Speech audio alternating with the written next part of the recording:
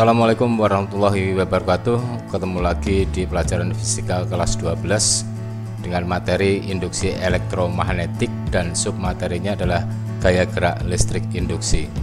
Sebagaimana yang telah kalian dapat lihat tadi, ada sebuah sepeda yang dilengkapi dengan dinamo dan sebuah lampu di mana waktu rodanya diputar, lampunya bisa menyala. Kenapa demikian? Nah, itu sebabnya dikarenakan oleh adanya induksi elektromagnetik. Untuk lebih jelasnya, marilah kita pelajari bersama tentang induksi elektromagnetik ini. Induksi elektromagnetik adalah gejala timbulnya gaya gerak listrik di dalam suatu kumparan atau konduktor bila terdapat perubahan flux magnetik pada konduktor tersebut atau bila konduktor bergerak relatif melintasi medan magnet. Pertama kali yang akan kita bicarakan adalah gaya gerak listrik induksi atau yang disingkat dengan GGL. GGL induksi adalah timbulnya gaya gerak listrik di dalam kumparan itu berada di dalam medan magnetik yang kuat medannya berubah-ubah terhadap waktu.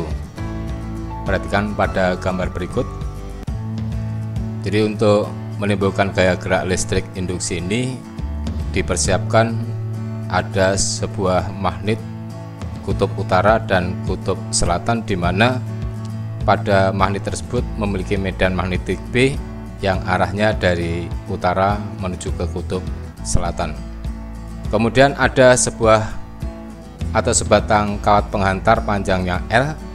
Kemudian disiapkan galvanometernya untuk mengetahui apakah ada nanti arus induksinya atau tidak, dan kemudian dihubungkan dengan sebuah kabel, dua buah kabel menuju ke terminal positif dan negatif dari galvanometer.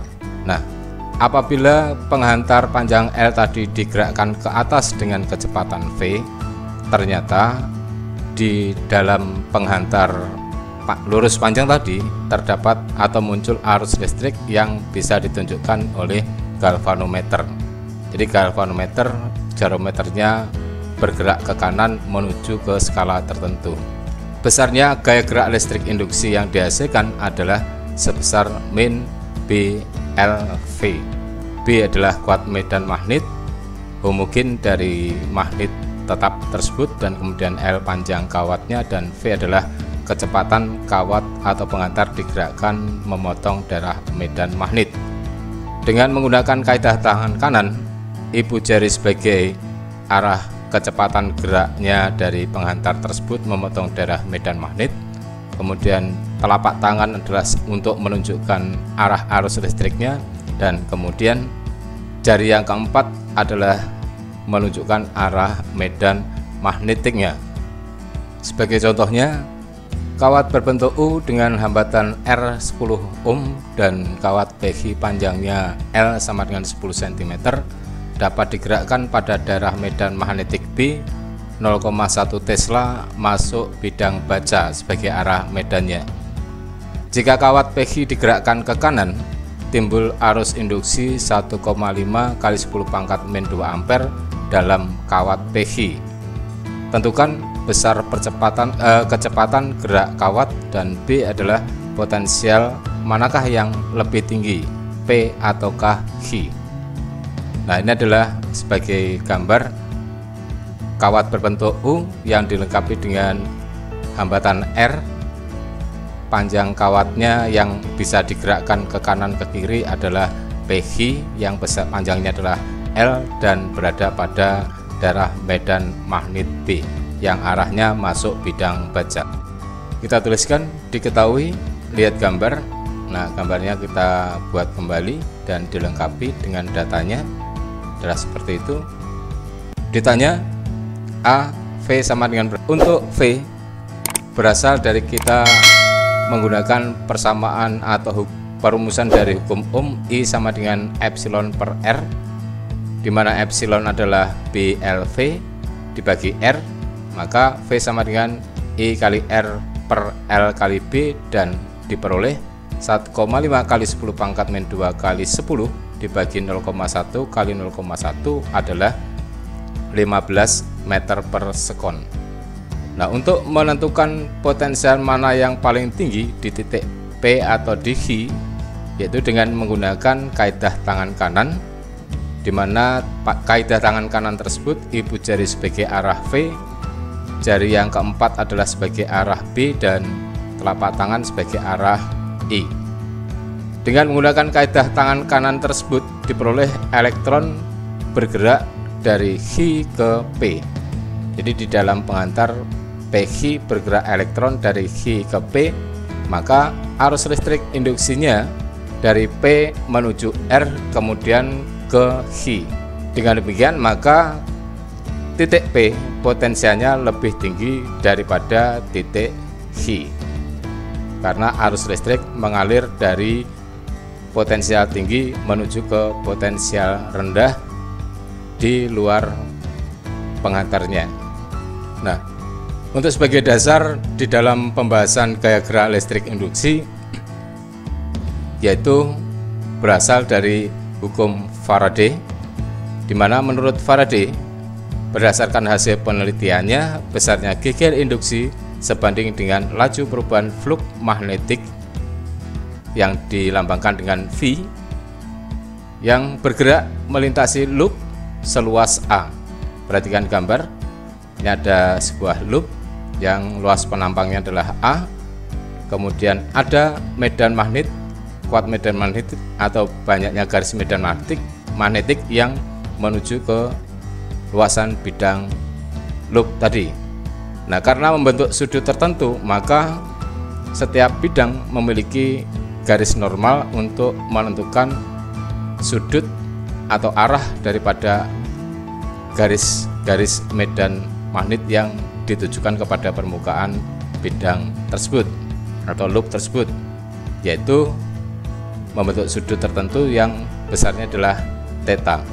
Sehingga untuk besarnya geger induksi yang dihasilkan dari peristiwa tersebut, pertama untuk Faraday menyatakan bahwa di dalam kumparan yang luasnya adalah A melingkupi atau mengurung sejumlah garis medan magnet yang kemudian disebut sebagai flux magnet yang besarnya adalah V sama dengan BA cos. Nah, V adalah flux magnetik, satuannya Weber atau sama dengan Tesla meter pangkat 2. B kuat medan magnetik atau rapatan flux magnetik, satuannya adalah Tesla. Kemudian A luas bidang kumparan, satuannya meter pangkat 2. Theta sudut apit B terhadap garis normalnya N. Kemudian jika sudutnya 90 derajat, maka V-nya adalah sama dengan 0 atau fluxnya sama dengan 0, karena cos 90 adalah 0. Sedangkan jika sudutnya 0 derajat, maka fluxnya adalah B kali A. V sama dengan B kali A. Hukum Faraday akhirnya menyatakan sebagai hukumnya yang disebut sebagai hukum Faraday yang berbunyi gaya gerak listrik GGL induksi yang timbul antara ujung-ujung suatu loop penghantar berbanding lurus dengan laju perubahan flux magnetik yang dilingkupi oleh loop penghantar tersebut, sehingga bisa dituliskan oleh Faraday yaitu besarnya epsilon sama dengan min n delta flux per delta t. Nah, jika delta fluxnya terjadi dalam waktu delta t mendekati 0, maka epsilon menjadi sama dengan min n d flux per dt. Epsilon sama dengan geger induksi, satuannya volt, n banyaknya lilitan kumparan, delta flux perubahan flux magnetik dalam satuannya adalah Weber, delta t selang waktu dalam sekon. Tanda negatif menunjukkan arah geger induksi yang dihasilkan adalah melawan dari penyebabnya. Sebagai contoh, kumparan lingkaran dengan hambatan R 6 ohm berada pada flux magnetik yang berubah-ubah terhadap waktu dinyatakan dengan persamaan V sama dengan T plus 4 dalam kurung pangkat 3. V V dalam Weber dan T dalam sekon. Tentukan kuat arus yang mengalir melalui kumparan pada T sama dengan 2 sekon. Kita tuliskan, diketahui R 6 ohm, V T plus 4 dalam kurung pangkat 3, T sama dengan 2 sekon. Ditanyakan adalah I. Jawab, V sama dengan T plus 4 dalam kurung pangkat 3, maka diperoleh D flux per dt nya adalah 3 T plus 4 dalam kurung pangkat 2. Epsilon sama dengan min N kali 3 kali T plus 4 dalam kurung pangkat 2. N sama dengan 1, karena tidak disebutkan maka kita ambil N nya sama dengan 1, sehingga epsilon sama dengan min 1 kali 3 kali dalam kurung 2 plus 4 tutup kurung pangkat 2, dan hasilnya gigel induksi yang dihasilkan adalah min 108 volt. Dan I sama dengan epsilon per R, maka min 108 dibagi 6 sama dengan min 18 ampere. Tanda negatif dalam I menyatakan arah arus induksi yang dihasilkan oleh flux induksi magnetik yang berlawanan dengan flux utama atau sebagai penyebabnya. Jadi penyebab timbulnya gaya gerak listrik induksi. Yang kedua adalah hukum Lenz setelah hukum Michael Faraday. Lenz menyatakan bahwa dalam hukumnya polaritas GGL induksi selalu sedemikian rupa sehingga arus induksi yang ditimbulkan selalu menghasilkan flux induksi yang menentang perubahan flux utama yang melalui loop. Ini berarti arus induksi cenderung mempertahankan flux utama awal yang melalui rangkaian tersebut. Sebagai contoh, gambar di samping memperlihatkan sebuah kumparan P yang dihubungkan dengan baterai melalui saklar S dan kumparan Q berada di dekatnya serta tidak dihubungkan dengan baterai. Kemanakah arah arus induksi pada hambatan R? Jika saklar S dari terbuka terus ditutup, kemudian B saklar S dari tertutup kemudian terus dibuka. Perhatikan gambarnya. Nah, ini adalah gambar dua buah kumparan P dan kumparan Q. Kita mulai jawab. Saklar dari terbuka terus tertutup, kita lihatkan gambarnya adalah seperti ini. Jadi kumparan P saklarnya dihubungkan, maka arus listrik mengalir dan akibatnya pada kumparan tersebut terdapat flux magnetik utama VU yang arahnya. Kemudian pada kumparan yang kedua yaitu kumparan Q, pada kumparan Q akhirnya muncul arus induksi seperti yang terlihat pada gambar. Maka dari kondisi itu tadi berarti pada kumparan Q juga akan timbul flux magnetik yang disebut sebagai flux magnetik induksi. Dengan ditunjukkan pakai kaidah tangan kanan di mana arah daripada flux magnet utamanya dilawan dengan ibu jari yang arahnya ke kiri dan arus induksinya adalah menuju ke arah tangan yang digenggam. Itu adalah sebagai kaidah tangan kanan yang digunakan untuk menentukan arus induksi yang dihasilkan.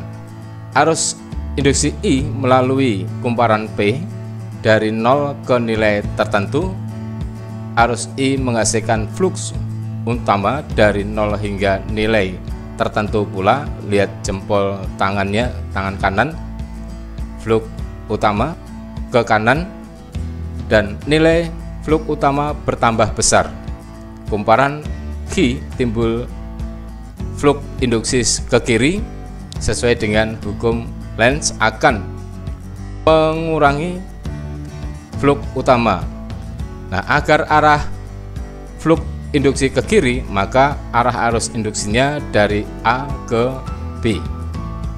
Kemudian yang B, saklar dari tertutup terus terbuka, maka arus induksinya berubah arah dari B ke menuju ke A. Sebagai kuisnya, sebuah kawat lurus berarus tetap I dan kawat lingkaran loop tak berarus disusun seperti pada gambar. Perhatikan pernyataan berikut. 1. Pada kawat lingkaran terjadi arus induksi listrik kemanapun loop digerakkan. 2. Arah arus pada kawat lingkaran searah jarum jam jika loop digerakkan ke kanan. 3. Dalam hal ini tidak berlaku hukum Faraday. 4.